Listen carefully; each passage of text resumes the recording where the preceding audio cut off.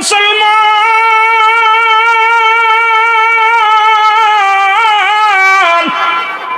আমি আপনাদের অনুরোধ করে যাই, কারণ নিঃশ্বাসের বিশ্বাস নাই কখন যেন দুনিয়া থেকে চলে যায়। আমল করো, বেশি বেশি অন্যায় করো না, জুলুম করো না, ব্যভিচার করো না রে মুসলমান। এই দুনিয়ার মধ্যে চলচতরি করে লাভ নাই, কবরে চিন্তা করা লাগবে। 2 নাম্বার বিপদ গেল কবর, 3 নাম্বার বিপদ হলো কিয়ামতের ময়দান। জোরে জোরে চিল্লায় বলা যাবে আল্লাহু আকবার। এর 3 নাম্বার বিপদ হলো হাসরের ময়দান, কিয়ামতের ময়দান গো। যেদিন মুঠো হাত উপরে সূর্যোদয় হবে, মস্তক গুলো গলে গলে পড়ে যাবে, যেদিন কেউ তোমার বন্ধু হবে না। আজকে কত বন্ধুর প্রেমে পড়িয়া বন্ধুর নিয়া কত অন্যায় করো। গাজার প্যান্ডেলে বসো, মদের প্যান্ডেলে বসো, জুয়ার প্যান্ডেলে বসো, অন্যায় কাজে বসো রে বাবা। ওদিন কোনো বন্ধু পাবি না, কোনো দরদি পাবি না। সেদিন নিজে নাফসি নাফসি করে চিৎকার মারবি রে বাজান। সেদিন কোনো দরদি আপন হবে না। পিতা পুত্ররে চিনবে না, পুত্র পিতারে চিনবে না, ভাই ভাইকে চিনবে না, সন্তান বাবারে চিনবে না, বাবা সন্তানকে চিনবে না, বিবি স্ত্রীকে চিনবে না, স্ত্রী বিবিরে চিনবে না, স্বামী স্ত্রীকে চিনবে না। বাবারা আমার কেউ কারুর দিকে তাকানোর সময় থাকবে না। মানুষগুলো শুধু ছুটবে আর আওয়াজ আসবে, আসসালিম আসসালিম, আমাকে নিরাপত্তা দাও। মানুষগুলো কেউ সাঁতার কাটবে, ওই পানির মধ্যে সাঁতার কাটবে না মুসলমান। মুঠো হাত উপরে সূর্যোদয় হবে, মানুষের মস্তিষ্কগুলো গলে গলে জমিনের মধ্যে পড়বে। মানুষগুলোর মুসলমান শোনো, ওদিন হাসরের ময়দান সংগঠিত হয়ে যাবে গো, কিয়ামতের ময়দান সংগঠিত হবে। এ মুসলমান শুনে নাও, এর আগেও কিন্তু আজরাইল আমার আল্লাহ একটু কথা আমি বাদ রয়েছে বাবা, একটু না বললে আপনারা বুঝতে পারবেন না। ওই হাসরের ময়দান যেদিন সংগঠিত হবে, সব কিছু শেষ হয়ে যাবে। সেদিন আসবে আল্লাহ ডাকতে বলবে, তার আগে বলবে আল্লাহ বলবে, এখন কে কে আছে জমিনের মধ্যে দেখো। জিবরিল আমিন বলবে, আল্লাহ আর তো কাউকে দেখি না, আমরা 4 জন আর আপনি। আল্লাহু আকবার। এখন আছি আমি আজরাইল, আছে মিকাইল, আছে ইসরাফিল, আর আছে জিবরাইল। জোরে বলেন ঠিক। আল্লাহ বলবে, আদা জিবরাইল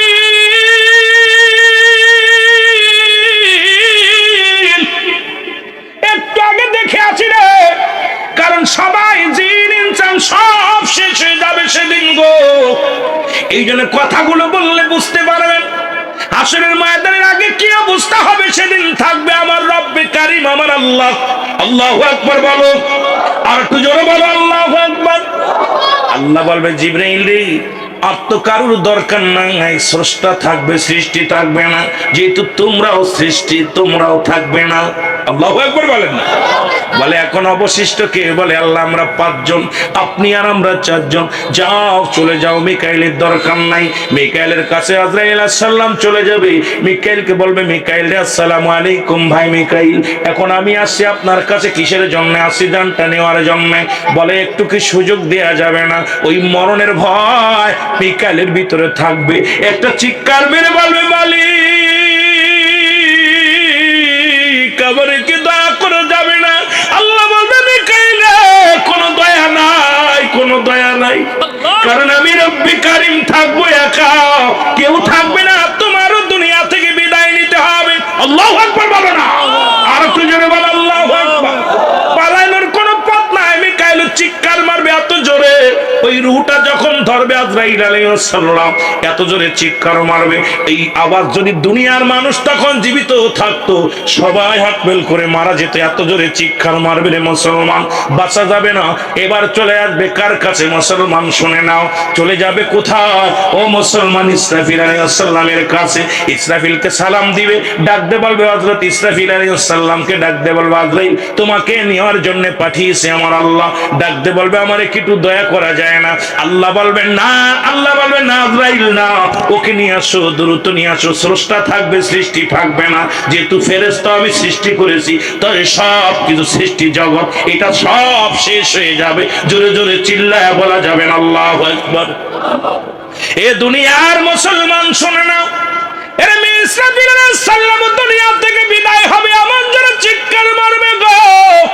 চিৎকার, আসমান জমিন যদি এইরকম থাকতো সব থরে কম্পুটে যেত গো। ও দুনিয়ার মানুষ শুনে নাও, এবার চলে যাবে কোথায়? চলে যাবে, থাকবে দুজন। আমার আল্লাহ বলবে কে কে আছে? বলে আল্লাহ। এখন আমি জিবরিল আর আছে আজরাইল। আজরাইলকে বলবে জিবরাইলকে নিয়ে আসো, আর সময় নেয় তারও নিয়ে আসো। জিবরাইল আলাইহিস সালামকে যখন ধরবে, জিবরাইল আলাইহিস সালাম ডাকতে বলবে রব্বি কারীম, সারা জীবন আপনার হুকুম তালিম করলাম, এই জমিনের মধ্যে কতবার আপনার নবী পয়গম্বরদের সঙ্গে আলাপ করতে পাঠাইলেন, এখন আমাকে একটু দয়া করা যায় কিনা? আমি মরতে চাই না। কয় না, হবে না, কারণ স্রষ্টার মৃত্যু নাই, সৃষ্টির মৃত্যু আছে রে মুসলমান। আজরাইল ধরো, এমন ভাবে চিৎকার মারবো একই অবস্থা হবে রে মুসলমান। সবই যখন শেষ, থাকবে মাত্র দুজন, একজন থাকবে স্রষ্টা, আর একজন থাকবে সৃষ্টি, একজন থাকবে আমার আল্লাহ, আর একজন হলো আজরাইল। আজরাইলকে ডাকতে বলবে আজরাইল খবর নাও আর কে আছে? এ ভাই পালাবি কোথায় যায়? আজরাইলের পালাইছে। আজরাইল বলবে আল্লাহ এখন তো দেখি কেউ নাই, আমি আর আপনি বসে আছো কেন? দাও, রুটা দিয়ে দাও। আল্লাহু আকবার বলেন না। সময় নষ্ট করো না, কারণ আমি এখনই বিচারের কাজ করাই দাঁড়ায় করব গোটা জাতিরা রে। আমি রব্বে কারীম আজকে জান্নাত বানাইছি, জাহান্নাম বানাইছি, আমি ফয়সালা দিয়া জান্নাতে দিব, জাহান্নামে দিব, দেরি করো না। আজরাইল কাল্লাগো কি বলে? আমার আল্লাহ কয় তোমার সৃষ্টি একটা কথা জানতে চায়, সেটা হলো তুমি আজরাইল জান নেওয়ার জন্য তোমার দায়িত্ব দেওয়া হয়েছিল, তোমার কি পৃথিবীর কোন রূহ কবজ করতে যে কোনোদিন মায়া লাগছেনি? তোমার প্রতি কারোর প্রতি অনুভূতি হয়েছে, মায়া অনুভূতি হয়েছে কিনা? আজরাইল কাল্লাহ আমার জীবনে যত জান কবজ করেছি সবচেয়ে একটা ঘটনা আমার মনে পড়ে যায়। সেই ঘটনা হলো একটা মানুষের দুইটা মানুষের জান কবজ করতে যে আমি কান্না করেছিলাম, আমি আজরাইল সেদিন চোখের পানি ধরে রাখতে পারি নাই। আল্লাহ বলে সেই ঘটনাটা বলো। এই ঘটনাটা হলো আল্লাহ রাব্বুল আলামিন বলে সেই ঘটনাটা জানাও, সেই ঘটনাটা শুনে নাও। সেই লোক হলো যখন শর্ত পানের মধ্যে গো ওই সাগর দিয়া একটা মহিলা, প্রেগনেন্ট মহিলা যখন যাইতেছিল, প্রচন্ড ঝড়, প্রচন্ড ভূমিকম্প, এর মধ্যে এই সন্তান দুনিয়ার মধ্যে ওই লঞ্চের মধ্যে জাহাজের মধ্যে ডেলিভারি হলো। এরপরে ঝড়ে তুফানে সব তছনছ হয়ে গেল, সব কিছু এলোমেলো হয়ে গেল। তখন তার মায়ের রুহটা জানটা কবজ করতে যে আমি আজরাইল চোখের পানি ধরে রাখতে পারি নাই। এই সাগরের মধ্যে একটা তক্তার উপরে বাচ্চাটাকে রেখে, ওই বাচ্চাটা ছোট বাচ্চা ওই তক্তার মধ্যে ছিল, আর মায়ের রুহটা যখন বাইর করেছিলাম তখন আমি আজরাইল ওই বাচ্চার দিকে তাকাইয়া চোখের পানি ধরে রাখতে পারি না আল্লাহ। আর একটা বার কেঁদেছিলাম আমি আজরাইল যখন সাদ্দাত জান্নাত বানাইলো, বানানোর পর যখন প্রবেশ করতে গিয়েছিল কত শত সাদ্দাত বানাইলো, কিন্তু যখন জান্নাতের মধ্যে পা দিবে গো আল্লাহ পিছন থেকে আমি ধরেছিলাম। সেদিন আমার অনুনয় বিনয় করে কেঁদেছিল, একটু সুযোগ দাও, শুধু দেখেই চলে একবার। কান্না দেখে আমার মায়া লেগেছিল। আমার আল্লাহ কয় দুইজন ব্যক্তি একই ব্যক্তি ছিল, শুনে নাও। ওই সাগরের ভিতরে থেকে যে সন্তানকে দেখে তুমি চোখের পানি ছেড়েছিল, ওই সন্তানই হলো বড় হয়ে সাদ্দাত হয়েছিল। ওকে আমি ওই জঙ্গল, ওই সাগর থেকে বাঁচাইয়া বাঘের দুধ খাওয়াইয়া দুনিয়ার মধ্যে বড় করেছিলাম। এই নাফরমান বড় হয়ে খোদাই দাবি করেছিল মুসলমান, আমার সামনে বড় নাফরমানি করেছিল, আমার জান্নাত অস্বীকার করে নিজেই জান্নাত বানাইছিল। আর জোরে জোরে চিল্লায় বলা যাবে না আল্লাহু আকবার। এই সমস্ত আলোচনা একটু বললে বোঝা যায় না, শুধু এতটুক বললে আপনাদের মজা লাগবে না, এর বিস্তারিত না বললে মজা পাবেন না। বাবা শুনালাম যে কথা বলতেছিলাম, আল্লাহ আজরাইল দিয়ে দাও, দেরি করো না, রুহটা দিয়ে দাও। আর গল্প শুনবো না, তাড়াতাড়ি দাও। আজরাইল কয় মালিক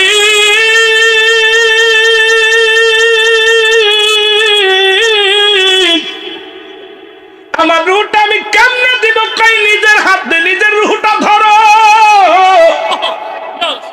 আজরাইল আলাইহিস সালাম নিজের মুখের মধ্যে হাত ঢুকায়া দিয়ে রুটারে ধরবে, আঘাত পাবে আর চিৎকার মারবে, বলবে আল্লাহ মৃত্যু যন্ত্রণা এত কঠিন রে আল্লাহ, আল্লাহ আমি আজরাইল সইতে পারি না রে। আজরাইল একটা চিৎকার মেরে বলে মালিক এত কষ্ট এত যন্ত্রণা আমি আজরাইল সহ্য করতে পারি না, আমার একটু মাফ করা যাবে কি আল্লাহ, আমার একটু দয়া করুণা করুন আল্লাহ। আল্লাহ কয় কোন আপিল চলবে না, তাড়াতাড়ি দাও তাড়াতাড়ি দাও, রুটা বাইর হয়ে যাবে, আমার আল্লাহ একাকার হয়ে যাবে। ওই হাসরের ময়দান মুসলমান সংগঠিত হবে, যেটা বলতেছিলাম রে মুসলমান 3 নাম্বার বিপদ হলো হাসরের ময়দান, কিয়ামতের ময়দান। জাহান্নামের উপর দিয়া জান্নাতের সেতু থাকবে, আর মানুষগুলো দরে আদরে যাবে। মুসলমান শোনো, ওই মানুষের বিচার হবে, সব মানুষগুলো দৌড়াইয়া চলে যাবে আদম আলাইহিস সালামের কাছে। ওদিন আমার নবী লাগবে, এই কথাটা আমি বুঝায়া যাই শোনো। ওই জায়গা রাখতে গেলে আগে বলেছে এতটুক সময়ের মধ্যে এত আলোচনা করা সম্ভব নয়। এ বাবা, একটা বিষয়ের উপর হয়তো বললে, হয়তো শুধু মরণের বিষয় বললে একটু আগানো যায়, না হয় কবর বিষয়, না হয় হাসরের ময়দান। এই 3টা বিষয়ের উপরে অনেক বিস্তারিত আলোচনারে মুসলমান শুনে নাও। ওদিন কি হবে? ওদিন মুসলমান শোনো, সব বান্দা এইরকম যেরাম কাতার দাঁড়ায়া দাঁড়ায়া চলে যাবে, নফসি নফসি করে দৌড়াবে, চলে যাবে আদম আলাইহিস সালামের কাছে। আদম আলাইহিস সালাম বলবে আমি না, চলে যাও, আমি পেরেশানিত, চলে যাও কার কাছে? চলে যাও মুসলমান ইব্রাহিম আলাইহিস সালামের কাছে। ইব্রাহিম বলবে আমি না, চলে যাও মুসা আলাইহিস সালামের কাছে। মুসা বলবে আমি না, চলে যাও। ওই যে দেখো উম্মতের কান্ডারি রাহমাতুল লিল আলামিন, জোরে জোরে চিল্লায় বলা যাবে না মারহাবা। এর রাহমাতুল লিল আলামিন, আপনি উম্মতের সাবিন, গুনাহগারের অতি আপনজন। আল্লাহর নবী, নূরের নবী গো, আপনি নবী আমার জীবনের জীবন, বলেন আপনি নবী আমার জীবনের জীবন। এর রাহমাতুল লিল আলামিন, আপনি উম্মতের সাবিন, বলেন রাহমাতুল লিল আলামিন, আপনি উম্মতের সাবিন, গুনাহগারের অতি আপনজন। আল্লাহর নবী, নূরের নবী গো, আপনি নবী আমার জীবনের জীবন। মাঝখানে বিশাল একটা গ্যাপ রেখে আইছি, সেই গ্যাপটা হলো অনেকের ধারণা ভুল হইতে পারে।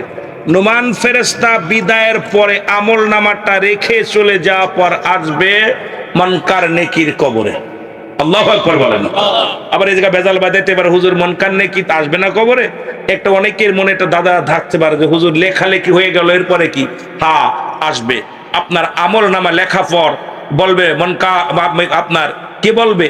আপনার নুমান ফেরেশতা বলবে গুড বাই, বিদায়, বিদায় হয়ে গেলাম। আহা, এত বছর হায়াত, এত বছর জিন্দেগি পাইয়া তুই আমল নামা ঠিক করে আসতে পারিস নাই, গুনার সাগরে ডুব দিয়েছিলি। তখন কি করবে? নোমান ফেরেশতা বিদায়ের পরপরই কবরে আসবে মুনকার নেকির আয়া দেখবো আপনার আমল নামার অবস্থা খুব খারাপ, এই রকম দেখা আপনার ভিতরে লটকানো থাকবে। তখন একটা কি কবরা জান্নাতি হলে আমল যদি ভালো হয় জান্নাতের একটা দরজা খুলে দিবে, কিয়ামত পর্যন্ত এই কবর পর্যন্ত জান্নাতের হাওয়া, জান্নাতের নিয়ামত ভোগ বইতে থাকবে, শান্তি আসতে থাকবে। আর যদি আপনার বদামল হয় তাহলে আপনার জাহান্নামের একটা গেট খুলে দেবে, ওই জাহান্নাম থেকে অগ্নিকাণ্ড সাপ বিচ্ছু কবরে কিয়ামত পর্যন্ত আসতেই থাকবে। কবরে যন্ত্রণা শুরু হয়ে যাবে, ওই কিয়ামত পর্যন্ত যন্ত্রণা ভোগ করবেন। আল্লাহু আকবার বলেন না? আর একটু জোরে বলেন। আমার বাবারা, এই জন্য আমি আবার অনেকেই বেজাল বাজাতে পারেন, কথাটা গ্যাপ রয়ে গেছে, হঠাৎ করে খেয়াল করলাম যে বড় একটা কথা গ্যাপ রাখছি। আমার বাবারা, ওদিন আমার নবী উম্মতের কান্ডারি, একমাত্র আমার নবী বলবে ইয়া রাব্বি হাবলি উম্মতি। সেই নবীর পক্ষে থাকার দরকার আছে কিনা? জোরে বলেন আছে কিনা? এই নবীকে চাই কি চাই না? আরো জোরে বলেন চাই কি চাই না? এখন আমার দেশের অসংখ্য আলেমরা কয় নবীও মানুষ, আমরাও মানুষ। এখন নবী বলছে আপনার আমার কাছে ওহী আসে আর অন্য তোমাদের কাছে ওহী আসে না, কারণ আমিও তোমাদের মতো মানুষ। আরে আদম নবী তো বলেছিল কি জানেন? বলেন না, রব্বানা জালামনা আনফুসানা ওয়া ইল্লাম তাগফির লানা ওয়া তারহামনা লানাকুনান্না মিনাল খাসিরিন। আদম বলে আল্লাহ আমি জালিমদের অন্তর্ভুক্ত গেছি, আমারে তুমি ক্ষমা করে দাও। এখন আদম রে যারা জালিম বলবে ঈমান চলে যাবে, বউ তালাক হয়ে যাবে, জোরে বলেন ঠিক কিনা? এখন আমার নবীরে যারা সাধারণ নবী বলে, আমার নবীরে যারা মনে করে নবীও মানুষ আমরাও মানুষ, নবীরা হলো গুনাহ থেকে মুক্ত, আমরা গুনাহে যুক্ত। নবীরা হলো মাসুমের মাসুম, আমরা গুনাহ মার্কা মানুষ, জোরে বলেন ঠিক কিনা? যে কথাটা আমি বলতেছিলাম ওই পিছনের দিকে চলে যায়। নবী বলেন হায়াতি খায়রুল লাকুম, আমার হায়াতের জিন্দেগিটা আমার উম্মতের জন্য কল্যাণ স্বরূপ। কারণ এই পৃথিবীর মধ্যে আমার উম্মতের সঙ্গে চলাফেরা করেছি, উম্মতের সঙ্গে কথাবার্তা বলেছি, এই জন্য আমার উম্মতের জীবন ধন্য। কেমন শরিয়াত তরিকাত যেদিকে তাকাইবেন সেদিকে আমার নবী। বাবারে আমার কথাগুলো বলতে গেলে অনেক লম্বা আলোচনা, বাবারা আমার লক্ষ্য করবেন। নবী কি কয়? নবী কয় এই দুনিয়ার মধ্যে আমি নবী তোমাদের সঙ্গে কথাবার্তা বলেছি, তোমাদের সঙ্গে চলাফেরা করেছি, আমার বিয়ে শাদী করেছি, সংসার ধর্ম সব করেছি, কারণ আমার উম্মতের জন্য শরিয়াত তরিকত হাকিকত মারিফাত রাষ্ট্রীয় ব্যবসায়ী যাদের যেখানে তুমি তাকাইবা সেদিকে আমি নবীর আদর্শ পাবা। এই জন্য আমাকে আল্লাহ পাক এই দুনিয়ার মধ্যে পাঠাইছে আমার উম্মতের কল্যাণের জন্য। জোরে বলা যাবে না সুবহানাল্লাহ? আর একটু জোরে বল আল্লাহু আকবার। এখন আবার কিছু বেঈমান কয় যে নবীর ছেলে ছিল, মেয়ে ছিল, নবীর পরিবার পরিজন ছিল, এই জন্য নবীকে নিয়ে উল্টা পাল্টা কথা শুরু করে দিছে। আবার কেউ কয় নবী মরে গেছে, সালাম দেওয়া যাবে না। আমার নবী কয় ওয়াফাতি খায়রুল লাকুম, আমার ওয়াফাতটা আমার উম্মতের জন্য কল্যাণ স্বরূপ। জোরে বলা যাবে না মারহাবা? আস্তে কইতেন নি, আস্তে কইতেন নি, কারণ আমি নবীর বিদায়টাও আমার উম্মতের জন্য। কারণ যখন আমি আমার কোন উম্মত দুনিয়ার মধ্যে ভালো কর্ম করে, নামাজ পড়ে, রোজা রাখে, যাকাত দেয়, জিকির আজগার করে, আমি নবীর সঙ্গে সঙ্গে আল্লাহর দরবারে প্রশংসা করি আমার উম্মতের হইয়া। আবার যদি কোন উম্মত গুনাহের কাজ করে, সঙ্গে সঙ্গে আমি নবী ইস্তেগফার করি আমার উম্মতের জন্য, আল্লাহর কাছে ইস্তেগফার করি, ক্ষমা চাই। আমি মাঝে মাঝেই বলি কথাটা, অন্যায় করে ছেলে মাফসায় বাবা, অন্যায় করে গ্রামের ছেলে মাফসায় মুসলমান চেয়ারম্যান মেম্বার যাইয়া, এমন নবীর উম্মত হইলাম, ভুল করি আমি, ক্ষমা চাই আমার নবী। এই নবীর পক্ষে থাকার দরকার আছে কি না? আর একটু জোরে জোরে বলেন আছে কি না? এরে আমার মনের জল্পনা কল্পনা, নবী যাব আমি সোনার মদিনা, বলো যাব আমি সোনার মদিনায়, বলো যাব আমি সোনার মদিনায়। এরে আমার মনের জল্পনা কল্পনা, নবী যাব আমি সোনার মদিনায়। আরো জোরে বলতে হবে, যাব আমি সোনার